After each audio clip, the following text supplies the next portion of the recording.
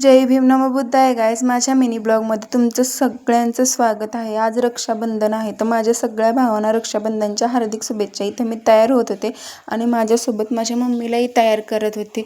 मग मम्मीला म्हणले मी लिपस्टिक लावून देते, इकडं बघ म्हणलं। पण पटकन मम्मीला लिपस्टिक वगैरे लावायचं काम चालू होतं। बहीण माझी तिकडे पहिलीकडे तयार होत होती। मग मी आणि मम्मी असं करत होतो। मम्मीला म्हणलं आणि इकडे तुझा छान असा ड्रेस सेट करून देते। आणि मग इथं मावशी नाश्ता बनवत होती।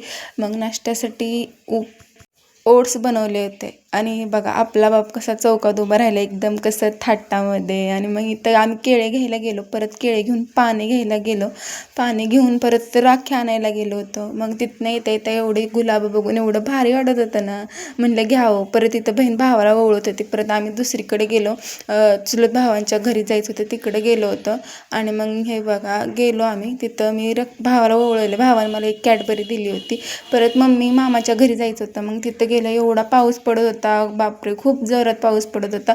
मग इथं मम्मी मामाला ओवळत होती आणि परत मावशीने इथं आजोबाला ओवळलं। परत हे बघा, हे आमचं मामाचं छोटंसं घर आणि खूप छान आहे आणि मस्तपैकी आहे ना। मामी वगैरे तयार होत होते, सगळेजण निवांत बसले आणि मामीने स्वयंपाक बनवलेला पुरणपोळीचा तेच बघत होती। व्हिडिओ आवडला असेल तर like share subscribe. Thanks for watching, bye.